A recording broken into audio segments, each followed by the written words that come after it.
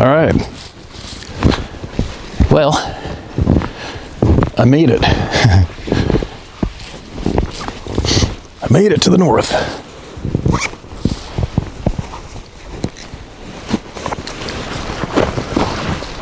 Man, that sucked last night. Once I commit to that road trip, I'm going all the way. I always feel like I'm on a time limit. Excuse me on my hunting trips. Hope that camera sees me. I better go check. Can't see from here. Yeah, it must be. I think I see something on the screen. I'm about 20, 15 feet from it. Anyway, yeah, I woke up yesterday halfway during my trip to a flat tire right on the rim.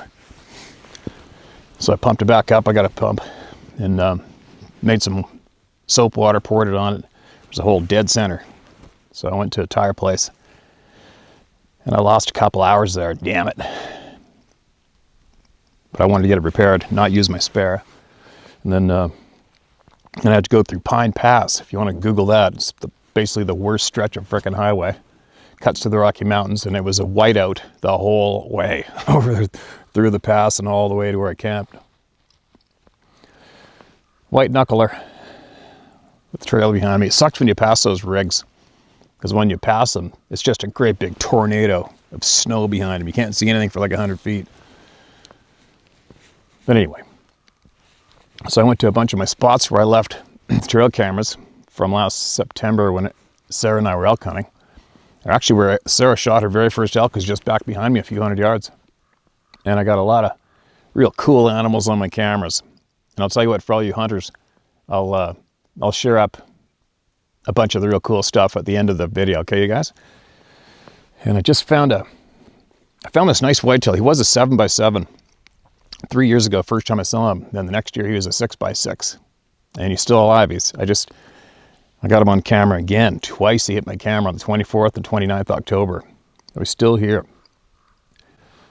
But I haven't got any big mule deer yet. I haven't seen a big muley buck on one of my cameras. It's been a blizzard though. We'll see. It should start to percolate. Be pretty quick. Just getting going. It's chilly. And I have done my hikes. Excuse me. But anyway, hope everybody's doing well wherever you are in the world. And I got more people to hear from. So here we go. I'm going to share a couple emails, and then I'm going to hike out of here. And then what am I going to do? I'm not sure what I'm going to do yet. If I should sit and start waiting on this whitetail or not, because my other whitetail is a lot bigger than this one, but he hasn't shown anywhere on any of my cameras. There's not much deer sign over at that other spot either. We'll see. I'll figure it out. But anyway, let me get a couple emails shared, shall I?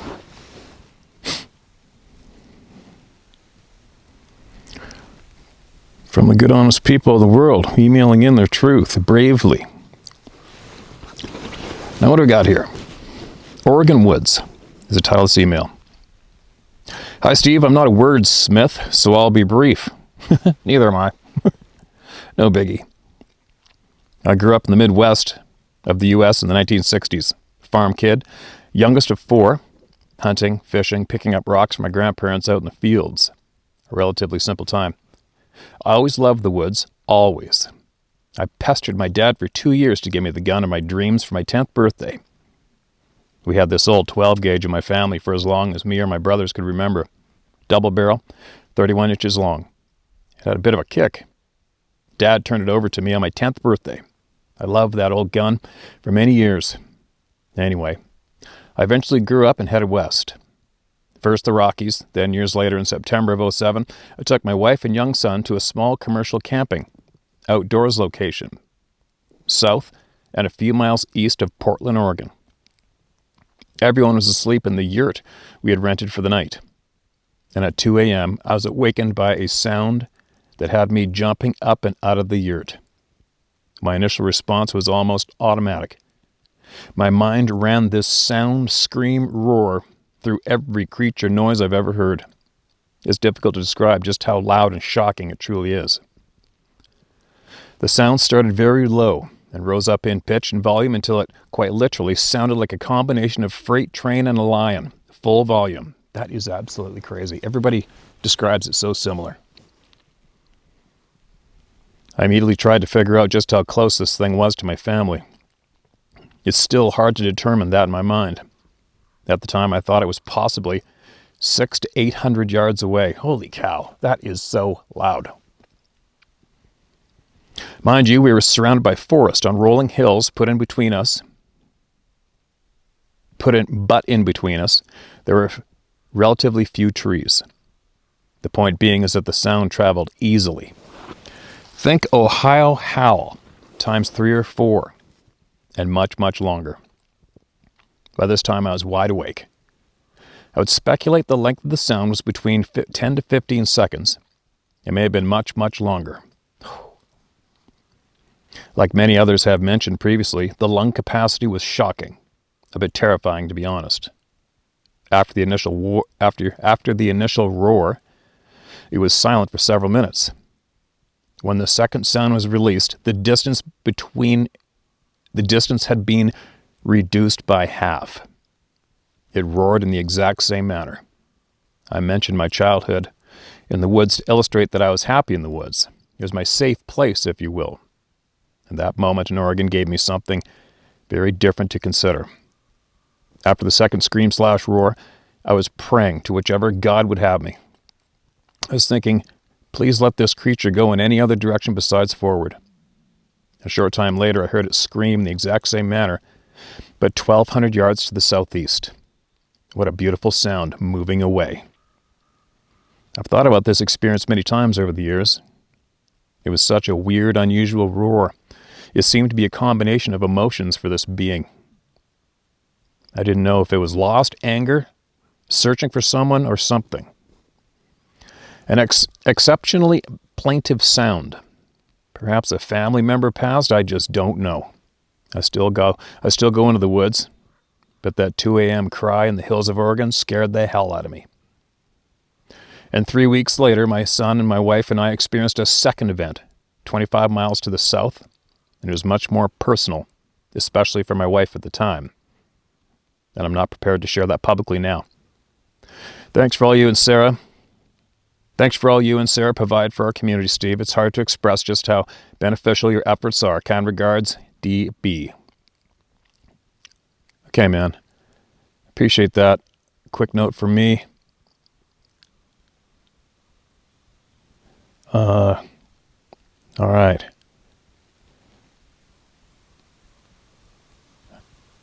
Okay, I gotcha. Appreciate that. Kind gesture, man. And I'll check into this link you've sent me too. All right, that's awesome. Thank you. Now, okay, I gotta mark that as look into. Make sure I email him back. And, hold on a sec, you guys. My fingers are frozen. I understand a lot of these experiences are right off the chart. In every direction. Terrifying. Shocking. A lot of people don't want to recall it, don't want to remember it, don't want to talk about it. But if, I assure you, if you want to share it with me with no names, no nothing, I'll do it. But I hopefully will share your other experience, because there's a lot of people here that have possibly been in the exact same position you and your wife were. All right? So you might want to think about that one a little bit for some encouragement to get it out, make it public, because I guarantee you it's going to help somebody, okay? I'll guarantee you, no matter how outrageous you may feel it sounds, or maybe it was over humiliating or so, I don't know what's going on, but whatever it was, you have nothing but respect here, all right? Just so you know. Just so you know. I hope I'll get a hold of you. I will get a hold of you. There you go, you guys. Patterns. Nothing but patterns. At this stage of the game, so many patterns. So many. All right. It's a big cold fog dropping in. It is chilly. I think it's -4 or 5 or something right now. Sasquatch encounter in Ontario, Canada, as a boy of 13. Hi, Steve. I was about 12 years old when my buddy's dad took me and another friend on a fishing trip to a little long lake in Ontario. We lived in western New York. Having fished and camped all my life, us boys fished since we were old enough to hang out by the river alone. We lived for spring fishing season to open up on the Genesee River, Genesee River. So heading to Ontario, Canada with these two friends was a great gift. In fact, here are several lakes chained together up there. We actually went for a week, 2 or 3 weeks in a row. We were a bunch of knuckleheads. We were fishing muskie, pike, and big bass on our Zebco 202 fishing poles with 8-pound test, LOL. My buddy's dad wanted us to learn how to finesse the fish into the boat with 8-pound test, but had the mercy to put steel leaders on our rigs to protect the lines. I believe that was the reason I try not to exceed 8-pound test on my reels to this day, and let the fish fight and test my patience in landing the big ones. Anyway, in Canada, we would hunt for green frogs in the afternoon of the first day and fish from the boat provided by the cabin's owner from sunup until fishing dried up for the day.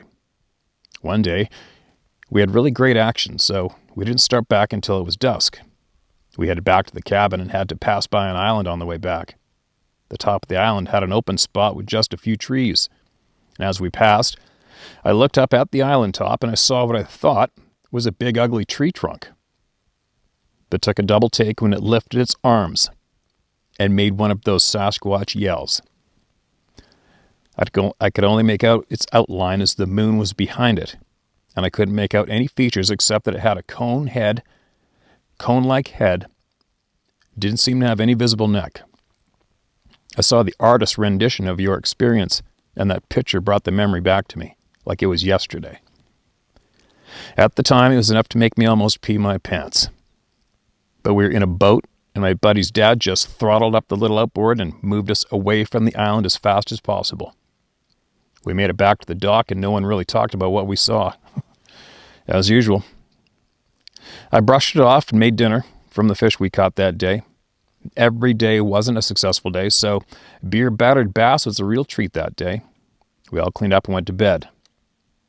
And as we're just about to drift off to sleep, suddenly, the floor under our cabin was being slammed by something extremely strong. The cabin was on ground level, up in the front, but on stilts at the back with a path that led to the boat dock. I asked my buddy what he thought it was. He said it's probably a cow loose from the farm down the road. I found that to be lame and knew it as not likely that a cow would be able to reach the floorboards. The sound it made was a deep roar, but not like a bear. I suspect it was that beast from the island. I had heard of Sasquatch and had seen the movie Bigfoot, and I swear that beast somehow swam across that lake to our cabin.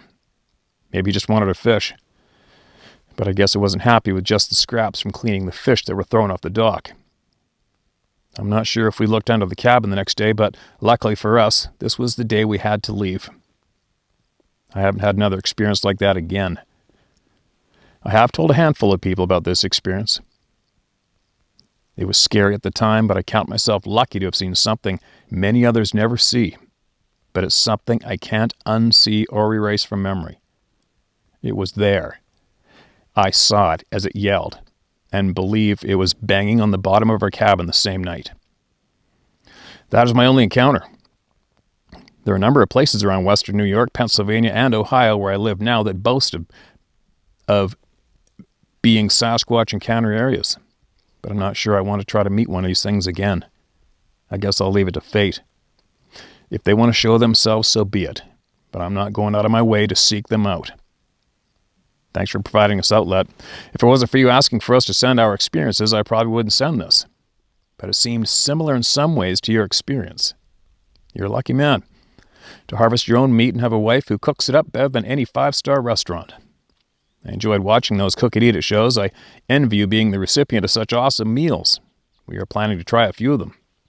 We have an annual chili cook-off, and I try to put some exotic meat in mine. I've used elk, lamb, venison, bison, ostrich, beef. Boring. I'm looking to use gator at some point. No shit. Gator chili. My best was a blueberry bison chili, using a blueberry ale and fresh blueberries in the chili at the start for flavor, and at the end for the fruit to be a visual in the bowl. Thought you might like to try that sometime. She'd be all over it. You got to send us a recipe. All the best, Gary Babcock. P.S. I loved the goats, especially when they were climbing all over you. Quite a laugh watching those shares. All right, there you go, you guys. Welcome to the club, man. Appreciate that email. Banging on the floor of the cabin. Everybody's worst frickin' nightmare, right? Why? Why'd they do that? Why did they do that? Why did he do that? She, whatever it was. It's quiet around here. Big wolf went through my camera over here this morning. Yeah, Sarah actually got a hold of me today. Her cookbook is ready. She's so excited. I'm so proud of her. And she ordered her first copy is ordered. Hers is coming to her. She's going to have a look through it. And excuse me, I'll make sure I'll make sure I let all you guys know where you can find it. It's going to be really good. And she wants to get back into doing the cooking videos on her YouTube channel. Thank God. She might do one a week. One a week out of her cookbook, possibly. We'll see what happens, but she's all over it. Proud of her. I'll show you guys. I'll share the link with you guys later. Once I get it. I don't have it.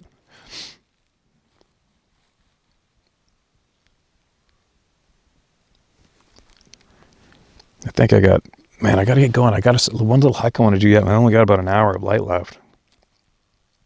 I didn't realize it was this late. Busy day today. What's this one? There's a bunch of unread in this one folder.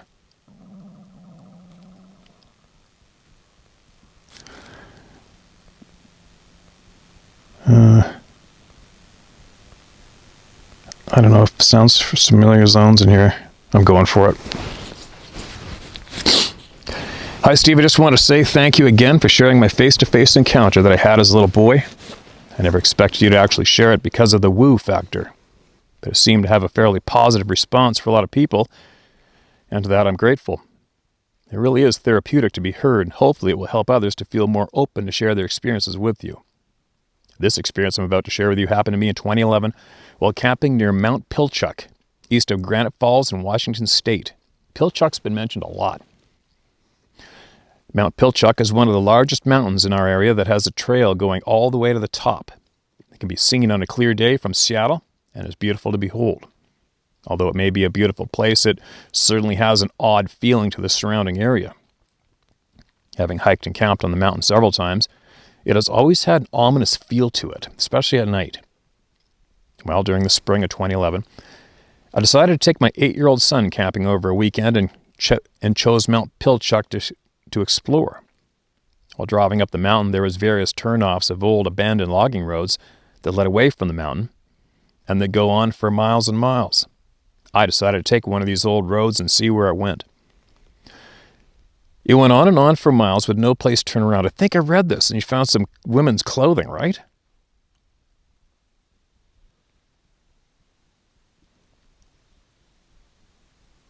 Hold on a second. I think I read it.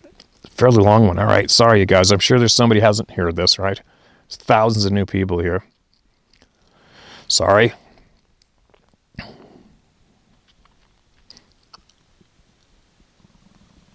Sorry.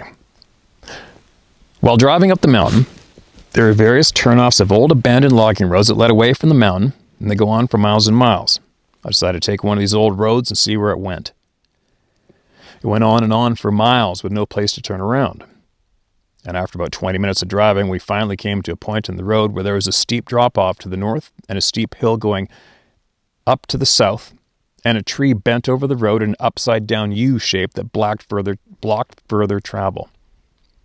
Thankfully, there was enough space about 100 feet in front of the tree to be able to carefully turn around, but before we did that, We drove right up the strange tree that was, I think you meant you drove up to the strange tree that was bent over the road. We got out of the car to look around and examine it, and I have to say, first off, that as soon as we got out of the car, I felt like we were being watched. We walked up to the tree and I'd noticed something on the ground on the road right in front of it. It was woman's clothing. We did read this. All right, I'm this far along. Sorry, you guys. It's a repeat. Whoever's heard it. Shit happens. A pink jacket, denim pants, underwear, and a shirt.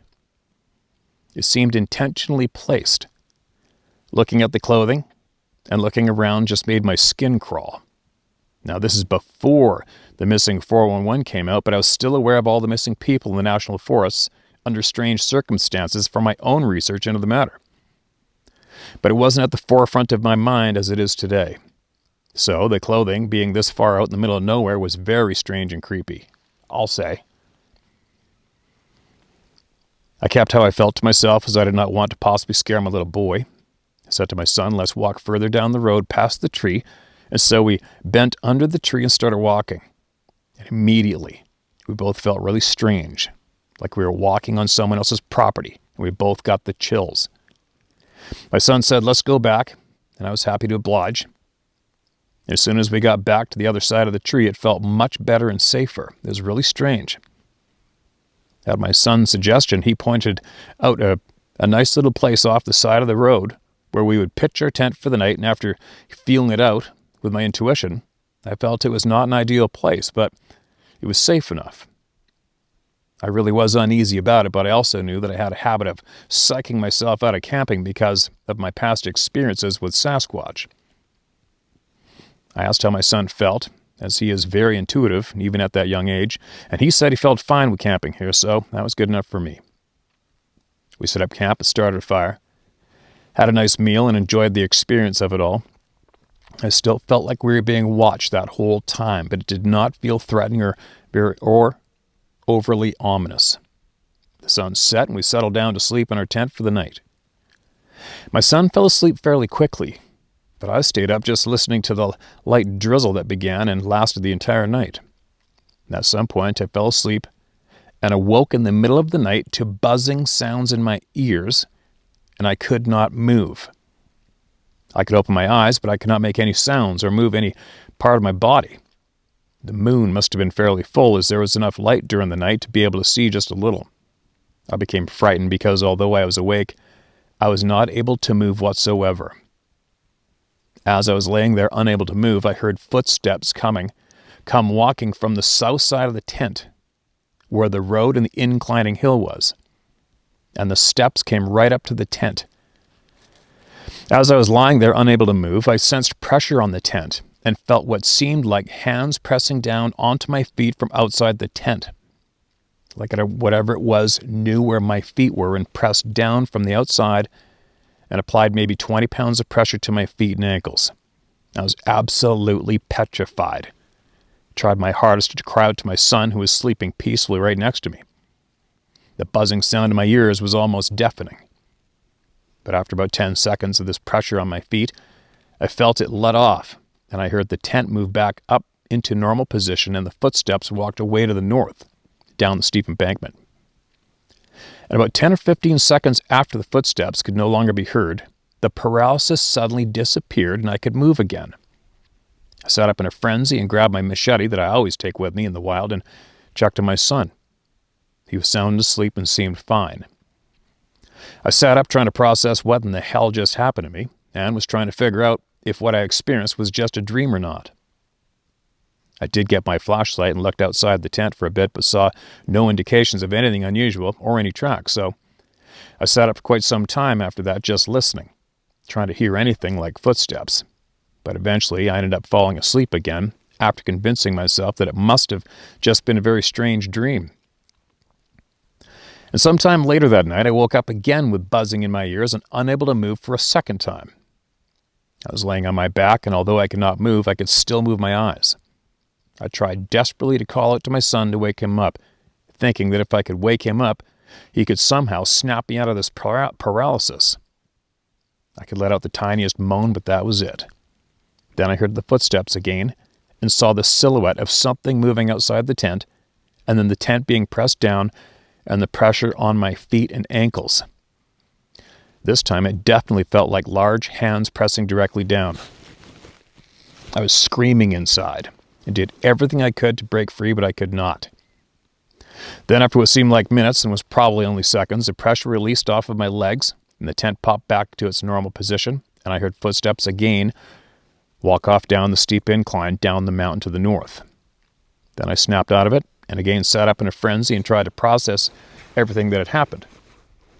After checking on my son, who seemed just fine, I had to make the decision whether or not to stay. I did not want to go out there in the rain and the darkness, and in some ways I felt safer inside our little tent than going out and jumping in the car, which was only 30 feet away. I made the decision to stay and face this fear and wasn't going to let myself be scared away. Besides, I still wasn't convinced that it wasn't just a strange dream, but after happening twice in a row, I wasn't so sure. Regardless, I decided to not pack up and to stick it out. My intuition was not screaming at me to leave, so I felt like I needed to stick it out. And again, after a while of sitting up and listening to the gentle rain, I soon fell asleep, and the next thing I remember was waking up a little, where you're half asleep and half awake and noticing lights coming down the logging road toward us, like another vehicle coming down the road towards the bent tree. And I remember seeing the lights outside passing the tent and continuing down the road past the tree. I remember thinking to myself that it was strange that they did not turn around because there was not any way anyone would drive past the tree. I don't know why this didn't wake me up as being fully conscious. I would have jumped up and looked outside in a heartbeat, but I didn't. I fell back asleep again. I was awoken a third time with buzzing in my ears and unable to move. Everything happened just like before, although I was laying on my right side again. Same footsteps, same pressure through the tent and on my feet. Same walking away, then the paralysis instantly disappearing. Thankfully, after this last event, I could tell that dawn was just starting, so I immediately started packing up everything I could, and when it became light enough outside to see the car without a flashlight, I got my son up and put him in the car, locked it, then quickly took down the tent and threw everything in the trunk as quickly as I could get, and got out of there. As quickly as I could, and got out of there. Before I left, though, I looked all over carefully to see if I could see any tracks or anything else. There was nothing. Later on that day, after getting home, I called the Snohomish County Sheriff's Department, non-emergency number, and told them about the strange clothing I'd found, and they gave me the number to a sheriff deputy who was assigned to patrolling Mount Pilchuck State Park. I called him and had a fascinating 2-hour conversation with this man. I'll withhold his name, but when I told him about the strange woman's clothing, he seemed very interested in this, and could tell that he was taking quite a bit of notes. During our conversation, we talked about all kinds of interesting things, but he told me about a homeless man who was living near the bottom of Mount Pilchuck State Park, and although he was homeless, he did not seem mentally unfit or doing drugs at all. Well, they found his naked body deceased at the very top of the mountain. After recovering the body, they visited this little camp, and it looked like the clothes he was wearing were carefully folded and laid out.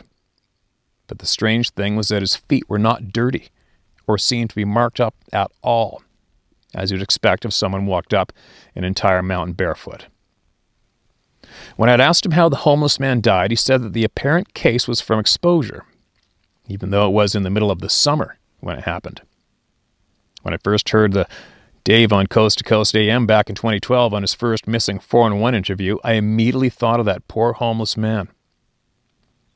I did not tell him about my strange experience the night before, but I did ask him if he ever got any calls from people seeing Sasquatch on the mountain, and he responded in a very surprising way.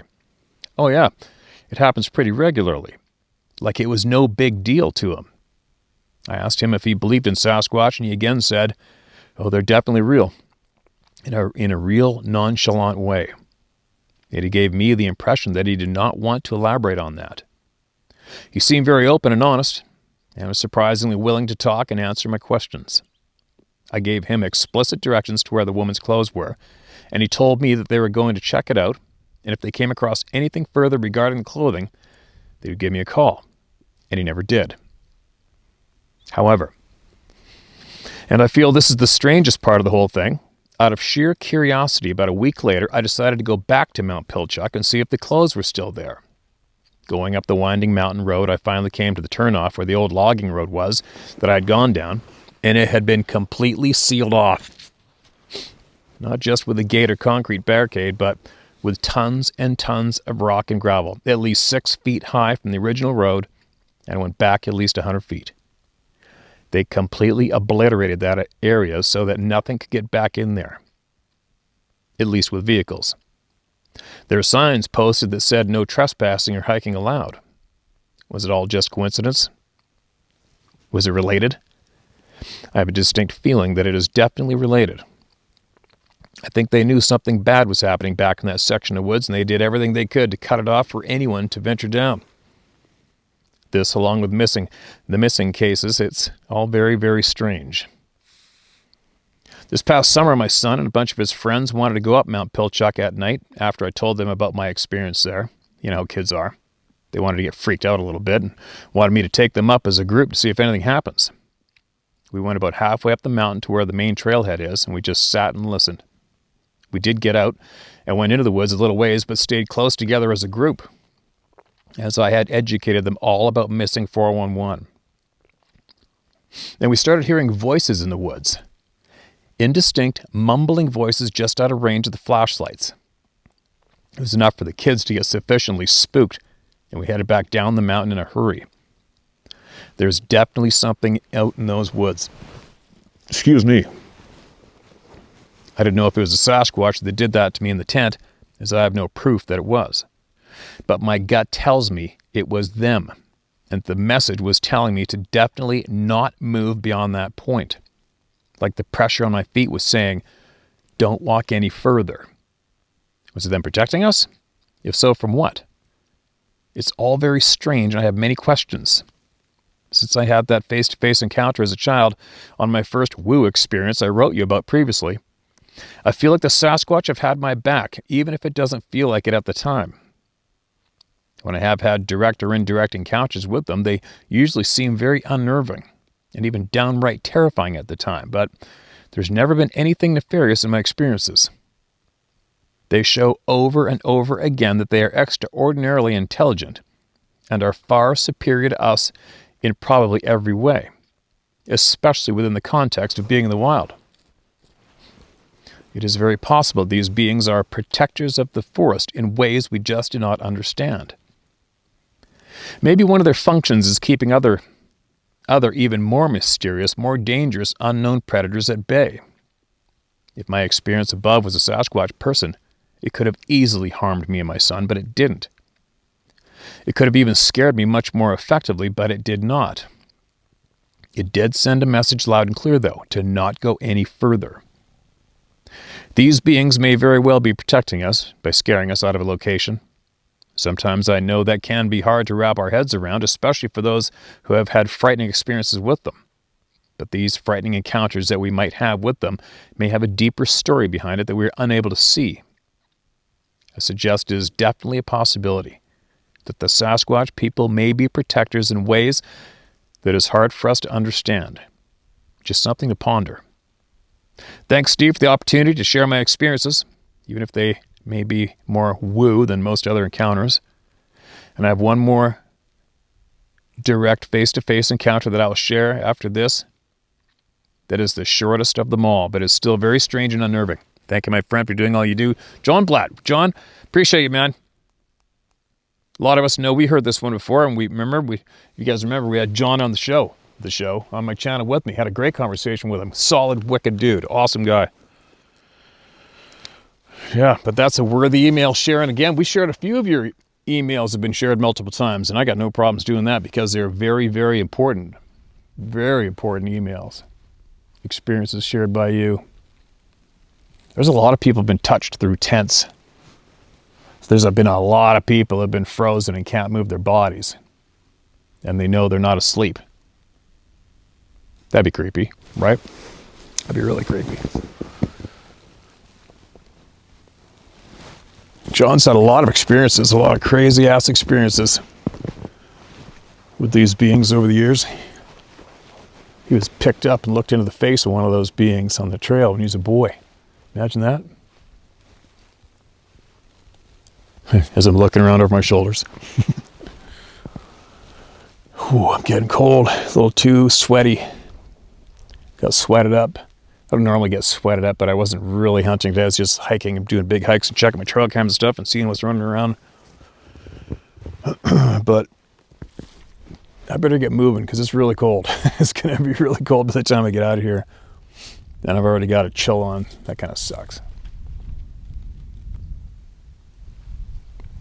It's funny, just so you know, I know a lot of people, especially Sarah, think I'm insane for going to these places by myself, but I don't know, this is the happiest. This is my thing, man. Being out here makes me, I just love the living shit out of it. As soon as I get out here, nothing matters. Nothing. Life is perfect when I'm out here in the woods, and I don't know why, it just is. But I'm aware of silly mistakes and silly accidents. Very aware. So, like, I don't step on top of logs, I step over them. Do you know what I mean? Like, I'll go to rock piles and I'll just kind of go around. I'll just see a potential for a leg or ankle break. Where normally, big deal, hop over it. But when I'm by myself and it's this cold where I probably wouldn't survive the night, I probably can't crawl out in time if I broke a leg, well, I just make sure I'm just saying. For anybody who thinks I'm kind of kook, I'm very deliberate in my actions. Very. Even on what seemed to be a innocent trail, you know? Like today I had to hike up. Oh my God, I'll share this clip. I had to hike up. I made a huge salt lick in this spot. You got to hike way up in the timber through a steep gully down one side and up the other side and over the other side. And I had my backpack loaded with gear. Well, it's the camera sitting on it because I don't have a tripod with me. And I strapped that backpack onto a 60-pound bag of grain that I wanted to dump in place to see if I could get the does to hang around there and leave cameras there and see what's ripping around. Oh my God. But I was sliding down that hill with all that weight on my back, and I came to a log, and I'm looking at the log and thinking, oh, there's a leg break coming up. That was just earlier this morning. I slowed right down. I was very particular where I placed my feet because you can't see the nooks and crannies, especially straight downhill. If you lock up your leg on one side of a log and all that weight in my back flipped me over, it would have been snap all the time. Anyway, I'm babbling away. I'm going to hike out of here. I'm going to go get some hot food and eat some dry clothes and get warm and try to figure out a game plan for tomorrow.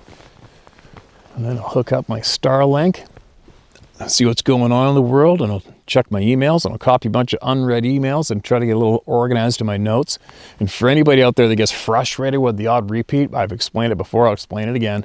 I lost 2,500 emails that were saved in my phone in my notes, my old phone. And I haven't ever deleted an email from my inbox in my inbox.